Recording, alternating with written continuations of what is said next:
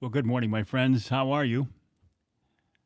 Mad Jack, I don't know how you can make a comment before I even go live. Somehow you guys are seeing me before I go live. At least you are, Mad Jack. Anyway, good morning right back at you. My name is Mike Avery.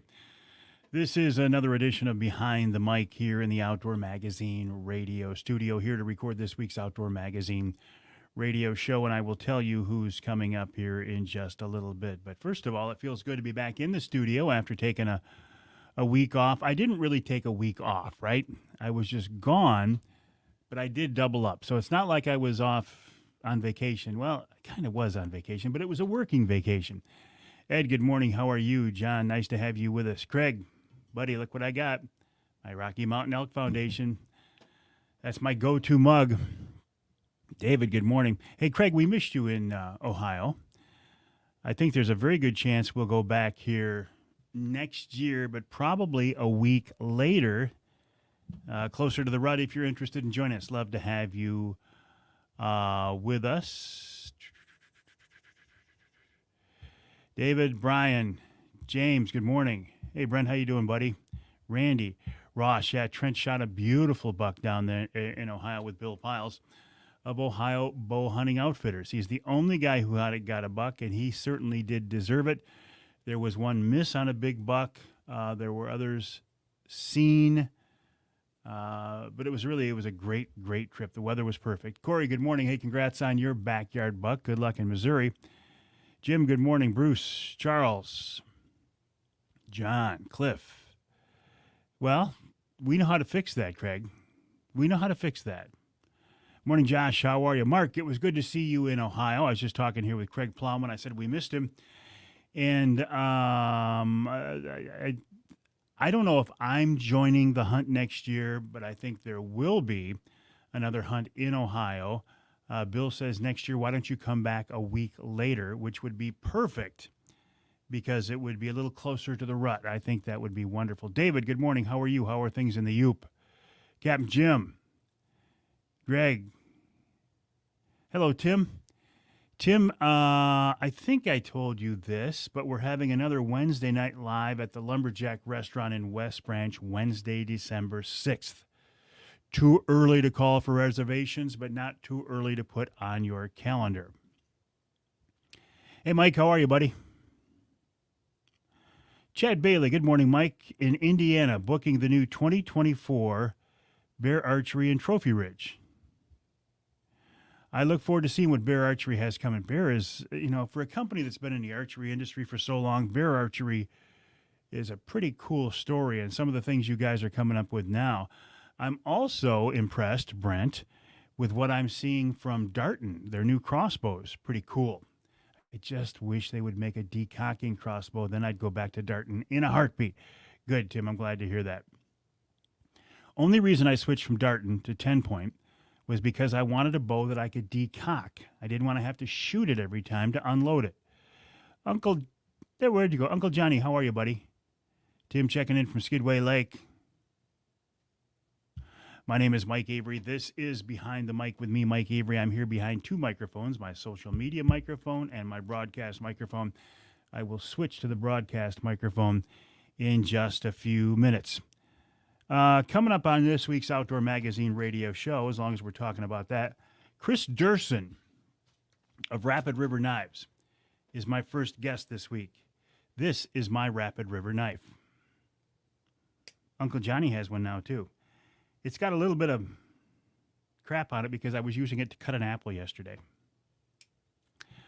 Joe, good morning, Pastor. How are you? I was talking with you while we were in Ohio.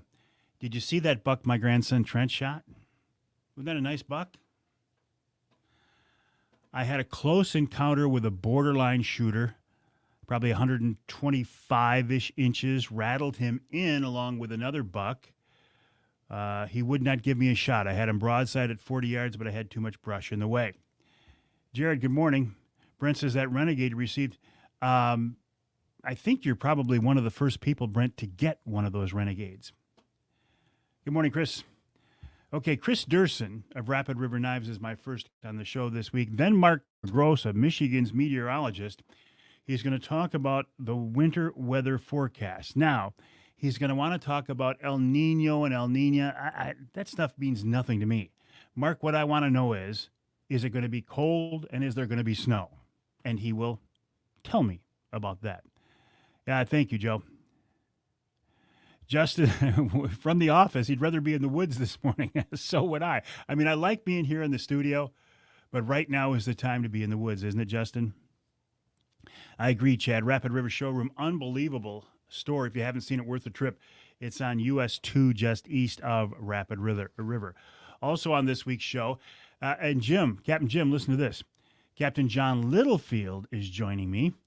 John has his charter captain's, how do I word this? He has reformed a company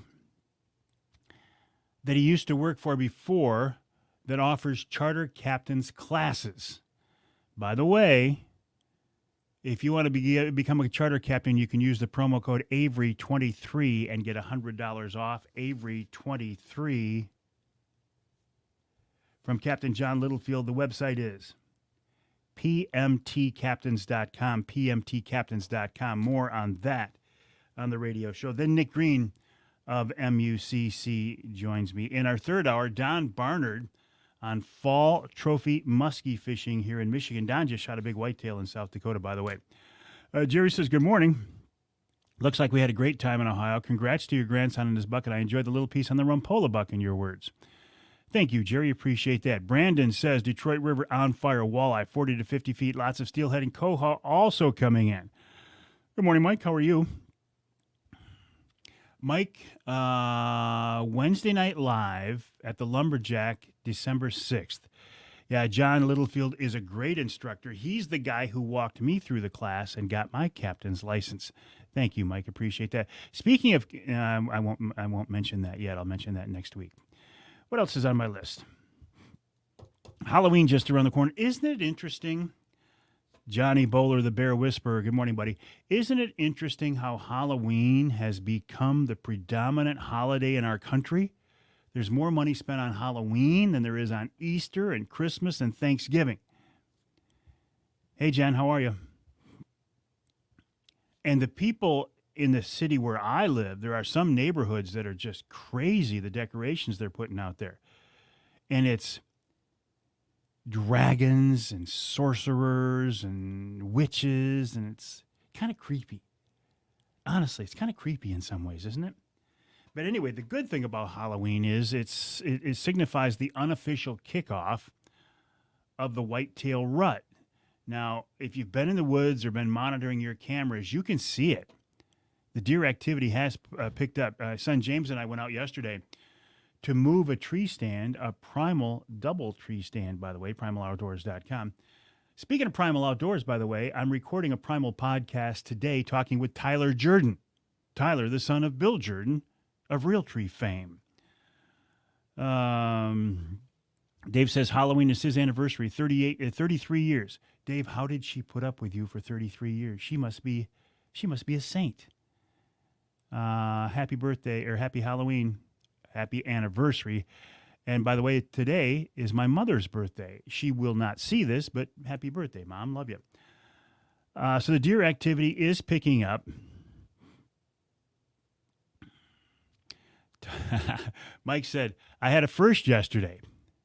Walking out of the wood, Benson is Mike's four-legged sidekick. As we walked out, he saw a fresh grape. He walked over, smelled it, and peed in it. Jim says he's seen a lot of nocturnal activity. We're seeing now, Jim, down in Midland County, more and more daytime activity. I started to say I was out yesterday with my son, James, and we moved a tree stand. And while out there, I checked some scrapes that I had started just before we went to Ohio. I started some mock scrapes. I put some urine in them, and I put some scent on the licking branch above. And 3 of those scrapes had been taken over by real deer, and they're now using those. Morning, Jerry. How are you? Dave says he asked him that himself. I get you. I hear you. So that is, listen, I'm not a hardcore deer hunter like I used to be. But if you're even a casual deer hunter, now's the time for the next 2 weeks, right up until gun season, to be in the woods.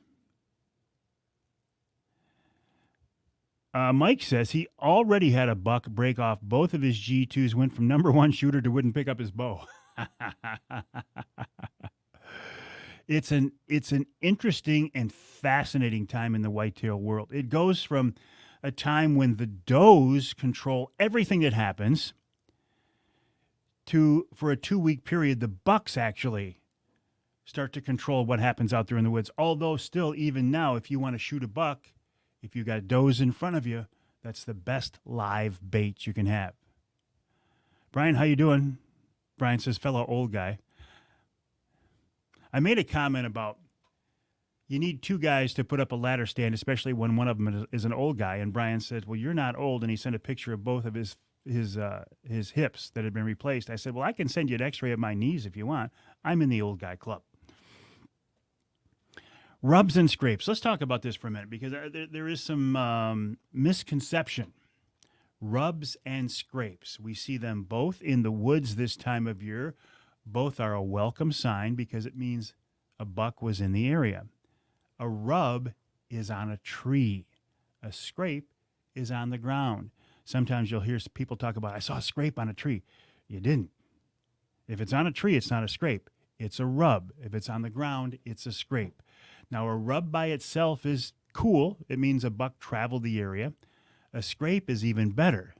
A buck is more likely to return to a scrape, an active scrape, than it is a rub. So keep an eye on those scrapes. Jeff checking in from Arkansas. Retirement is treating you good, isn't it, buddy? Treating you well, I should say. It's tough getting up there in age. Yeah, but we're both still here. Hey, Brian. Good morning, Lori. How are you? Nice to have you along with us on this edition of Behind the Mic with me, Mike Avery, behind two microphones, my social media mic and my broadcast mic. Okay, I want to talk a little bit about the Ohio hunt. We were down there with Bill Piles of Ohio Bow Hunting Outfitters. Johnny, I went back to my blind 4 days in a row, no crows, hoping he's still alive. What am I missing, Johnny? What am I missing here? No crows.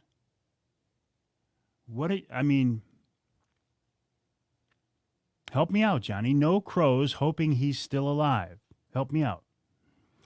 We were down in Ohio hunting with Bill Piles of Ohio Bow Hunting Outfitters. This is our third year back down there. I've been hunting with Bill for 25 years off and on since I had the TV show. 3 years ago, we started going back down with a group of Outdoor Magazine radio listeners. I think we will go back next year. Well, there will be an outing next year. I don't know if I will be a part of it. Let me respond to an email real quick.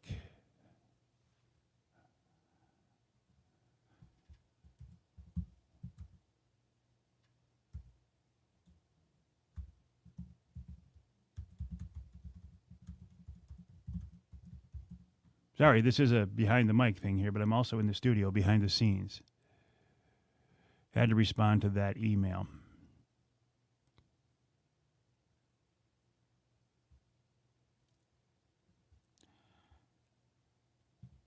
Johnny, I don't think I saw a picture of a buck you shot. I saw the one that was... Oh, I didn't get the rest of it. Johnny, I didn't get the rest of it. Okay. Well, see, that's weird. Because the text I'm looking at, he was there at 10:40 this morning. I responded and said, nice. And then there's more from you, Johnny, telling me how you shot him. But I don't see that on my text until I go to a different window. So, Johnny, I apologize. I didn't know what was going on there. I apologize. Well, good luck. Jason, there's a nice buck. Jason checking in from the Ford Dearborn Truck Plant. Good morning. How are you? Gene checking in from the Apex plant where there are Apex, Angler Quest, and Polar Craft. Whew. All I can say is, whew. No, there's no reason to be sorry, Johnny. When I clicked on a different window, I saw your comments, but I didn't see them in my messages, so I didn't know about that. Good men miss, Johnny. And Mark would know, and I'll just leave it at that.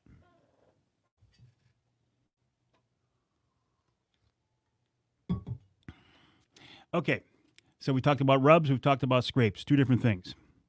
Also, just as an aside, the bone that grows from the top of a deer's head, see them right there? They're not horns, they're antlers. Why are they antlers? Because horns don't drop or shed, and antlers do. Cows have horns. My Chevy Silverado has a horn.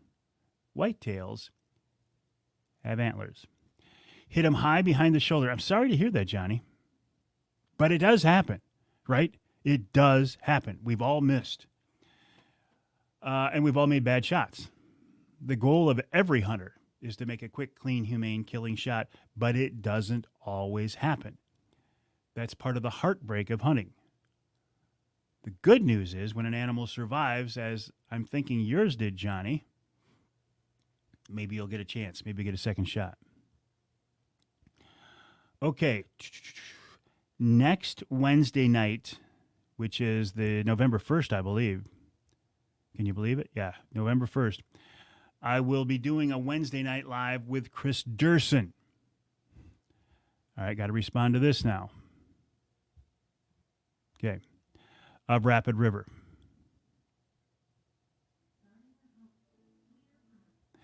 And Ken says, Jeff says, and the plural of doe is does, not doe, LOL.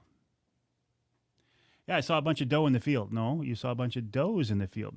As long as we're on this kick here, there is no plural.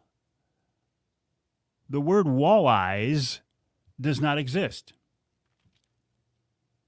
The plural for walleye is walleye. If you catch one walleye, you caught a walleye. If you catch 10 walleye, you caught 10 walleye, not walleyes. Johnny, let's see what you got. Is that him running off? Is that a trail cam that picks him up running off, Johnny? Another concession to old age. Huh. Dang. Dang, son. Is English class over? No, it's not. The river that flows into the Saginaw River is not the Tittabawassee. It's the Tittabawassee. Let me think about this, Tim. Isn't that true for all fish? Salmon, trout, perch. No, muskies. Muskies. There is plural for muskies. But bass is singular. Salmon, trout, perch, pike. Good catch, Tim. Good catch. I know, and I give those guys grief every time, Corey. I give them grief every time. There is no, I always say that. It's it's walleyes for warriors. All right, Johnny, have a good day, buddy. Sorry to hear about that buck, but congrats on the fact that he's probably alive. What else? I want to go back to that promo code. If you are interested in becoming a charter captain, Captain John Littlefield is the guy who taught my class. He has started his own company. It's called Premier, I don't know what it's called, but the website, Premier something, pmtcaptains.com, pmtcaptains.com. Use the promo code Avery23, and you can save $100 on your class. So in just a couple of minutes here, I see I made some people mad with my English lessons here because the comments have dropped off. I apologize, but sorry, not sorry. Sometimes I go off on tangents. Have you heard the radio show? 3 hours of me going off on tangents. In about a minute and a half, I'm going to have to change the focus from this microphone, my social media microphone, to this microphone, my official broadcast microphone. I will not be able to directly interact with you, meaning I will not be able to answer your questions directly. I have people, they get mad at me. They say, I sent you a question. Why did you not respond? Well, because I was recording the radio show. Chad says, a great tip. Once season starts, most stop shooting and practicing. Keep shooting and check your equipment. That is outstanding advice, Chad, and very true. In fact, I was thinking the other day that I need to get out and just make sure my crossbow is still zeroed in. It was zeroed in before the season, but it's traveled a lot, been bounced around. I mean, I baby that thing, been moved. It's been put in the back of the truck. It's been put in the bed of the truck. I've loaded it. I've unloaded it, but I have not shot it for a couple of weeks. Great advice, Chad. Do not quit shooting. Now, I'm not saying go out there and shoot 50 hours, but go out there and throw a couple of arrows and make sure that your sight is still on, your gear is still on. Any plans to get in the wood for rut? Yes, I will be hunting Sunday night. I'm hoping the bucks are moving this weekend as well. And I can tell you, Ricky, the bucks are starting to move just based on anecdotal evidence and our trail cameras and the activity we saw in Ohio. The bucks were starting down there. By the way, if you'd like to book a hunt with Bill Piles, OhioBowhuntingOutfitters.com, OhioBowhuntingOutfitters.com. Roger, what are you doing in Onaway? Kevin shoots his dart in every night. Nice. 7, 6, 5. 4, 3, 2, 1. Blast off. Boom. Looking to get a new crossbow scope. Any suggestions on a Michigan-made product? Chad? Help me out, Chad. I don't know of a Michigan-made crossbow scope. Chad Bailey, is there such a thing? Brent says if he does an afternoon hunt, he'll shoot 20, 30, 40, and 50 yards before he hits the stand. And it does boost confidence. 0. Yeah, there aren't any. So I can tell you what, I love my Vortex scope, but it's not Michigan made. Can you throw that around there for me? Thank you. Appreciate it. All right, my friends, I got to go to work. I'll be back tonight, 7 o'clock. Well, thank you, Ken Hunter, for that introduction, and welcome to another edition of the Outdoor Magazine radio show here on the Outdoor Magazine Radio Network on more than 30 radio stations across the great state of Michigan, and so glad to have you along with us. So glad to be back in the studio. I kind of took a week off, but I didn't really. I mean, I produced new radio shows, but I was actually out of the studio last week. I was down in Ohio hunting with Bill Piles of Ohio Bow Hunting Outfitters, down there with my son and grandson and some other good friends. More on that in a minute, but can you believe that Halloween's coming up here in a couple of days? Time does indeed fly, doesn't it? And the great thing about Halloween in my mind is not the fact that there's kids coming to the house dressed up in costumes and all kinds of candy laying around, but Halloween does mark the unofficial kickoff of the rut, the whitetail rut here in Michigan. What is the rut? The rut is the whitetail breeding season, but more importantly, it's a time when the bucks get filled up with testosterone and they are starting to think about one thing, and it's not about safety, and it's not about cover, and it's not about hiding, and it's not about being nocturnal. It's about finding does. So the activity during the rut, you'll see more bucks, you'll see them moving, and you're more likely to see bucks moving in the daylight, in the daytime. Now, the bad thing about that is, though, you've got to, they're moving, they're wandering, and if they got a doe in front of them, it can sometimes be hard to get a shot because they don't want to stop. But it's an interesting and fascinating time in the whitetail world, and your odds of seeing a nice buck during the daytime increase tremendously. So, if you have an opportunity to be in the whitetail woods in the next 2 weeks, take advantage of it. And don't hesitate to be out there midday. I know it can be tough. I've done it. I've done full day hunts. You get out there before daylight and you hunt until dark. And it's not easy. It can be tough, but you might be rewarded with a nice buck. My grandson Trent was rewarded with a nice buck on our hunt in Ohio. As I say, we were down there with Bill Piles of Ohio Bow Hunting Outfitters, good friend of mine, a guy I've hunted with off and on for 25 years. Started hunting with him back when I had the TV show. But for the last 3 years, we've gone down there, a group of us, a group of Outdoor Magazine radio listeners.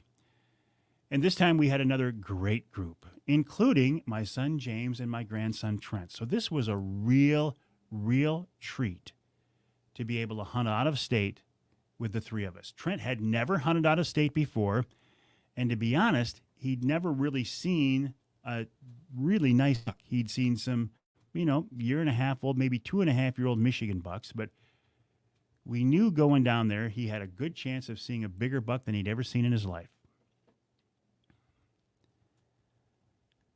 Bill knew of a very nice buck coming into a stand because he had him on camera coming in there on a regular basis. I'm not going to say every day, but on a regular basis. And he said, Trent, if you want, I'd like to put you in that stand and let's see if we can wait that buck out. Trent said, absolutely. So I got to give the kid, almost 22 years old, but kid, I got to give the kid a lot of credit. He sat there and passed up the biggest bucks he had ever seen in his life. Big 1.5-year-old buck, small 2.5-year-old bucks, but bigger than he'd ever seen. And he passed them up repeatedly because in the back of his mind, he'd seen a picture of that buck and he's thinking, I want to shoot that buck. That is not an easy thing to do. So he sat out there Monday morning. He sat out there Monday night. He sat out there Tuesday morning. He sat out there Tuesday night. He sat out there Wednesday morning. He sat out there Wednesday night. He sat out there Thursday morning. I was also in a stand on a different piece of property. My son James was in a stand on a different piece of property. And it was really, really slow. I mean, we hadn't seen anything. Trent didn't see anything. So about 9:30, I sent out a random text. Anybody see anything? Nope. I said, breakfast sounds pretty good. Now, they did not have to take me up on my offer for breakfast, but they did. Trent jumps on that right away. He said, I'm in. So we get down out of our stands. We go to a restaurant in a nearby town. We're sitting there just drinking coffee. James gets a text from Bill. He says, why is Trent not in his stand right now? Because Bill can see it from the trail camera. James says, well, we just stopped for breakfast. It was really slow. Bill said, that buck is in there right now. We left at 9:30. Trent left the stand at 9:30. At 10:05, that buck came in. And if you could have seen his face, he was just defeated, not entirely happy, and probably, if he's honest, a little bit miffed that Grandpa said, let's go have breakfast. And at this point now, the rain is going to come in. The weather's changing. The rain is going to come in. So we made it a quick breakfast. We went back to camp.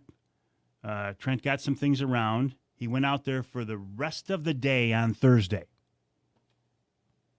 I don't think he saw anything. And it rained that night. Now, I left that afternoon. I came back to Michigan, so I wasn't out in the woods that night. But they sat out there in the rain that night. Nothing. Next morning, I think it rained hard all night, and only 3 of the hunters in camp went out that morning, and one of them was Trent.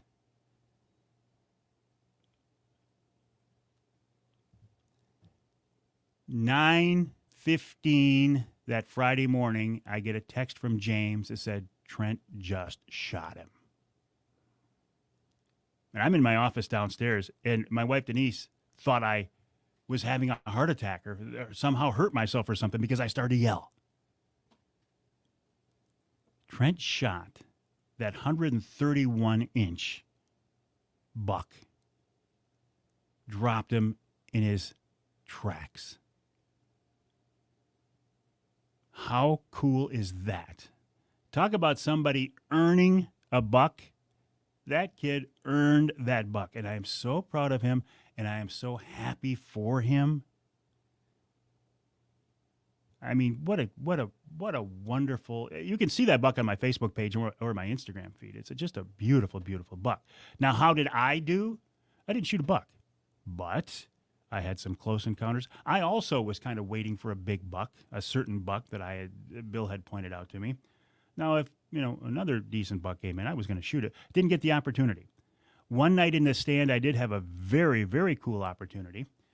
I'm sitting up in a tree stand over a bedding area up on the side of a hill. About 6 o'clock, I got thinking, I did an interview with John Eberhard a couple of weeks ago on the radio show, and he said something about rattling. He said, but when you rattle, don't crash the antlers together like you see on the TV shows out in Iowa. So even in Ohio, I had a rattle bag in my backpack. I took it out and I just kind of rubbed it together, just kind of tinkled it together. Sounded like a couple of bucks just walking up to each other, putting their heads down and just kind of pushing each other around for a few minutes. I did that one time.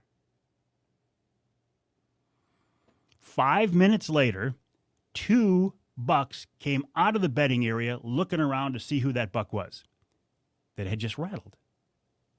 One of them, a big half rack. One of them, about 125-inch, probably a shooter buck. He came in and he started to rub and make scrapes, and he was in there for 7 minutes in front of me. Just his neck was swelled up already, and again, he was working the brush over, and I think he made 3 different scrapes right there in front of me. At one point, he was 40 yards broadside. Now, I would rather make a 30-yard broadside shot, but I am comfortable making a 40-yard broadside shot. But the problem was there was brush in front of us, in front of me, between me and him.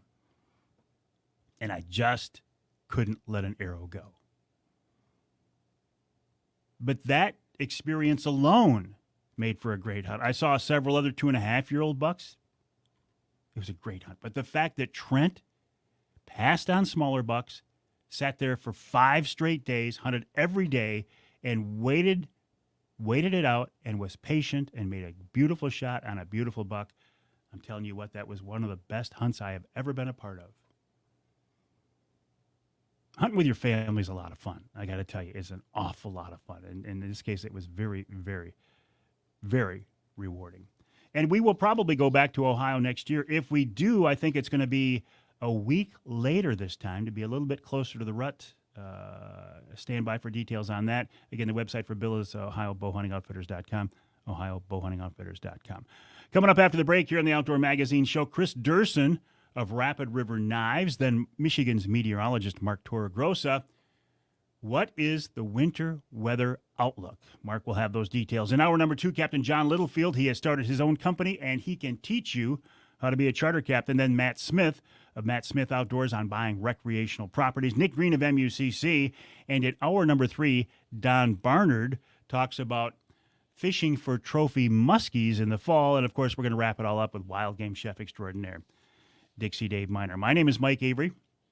The website, MikeAveryOutdoors.com. The email address, Mike@MikeAveryOutdoors.com.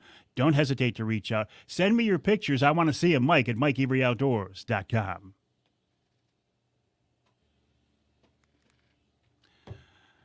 All right, let me go back to some of these comments here real quick. Tim, Ruben, how are things in Colorado? Michael. Thank you, Larry. Appreciate it. You're late, but you're here. 2.5. That's the way it goes. Good morning, Jim. Tommy. Randy. All right, my friends, I got to go. Thanks for joining me on this edition of Behind the Mic. I'll be back tonight, 7 o'clock, for another edition of Wednesday Night Live. I hope you can join me then. In the meantime, have a great day.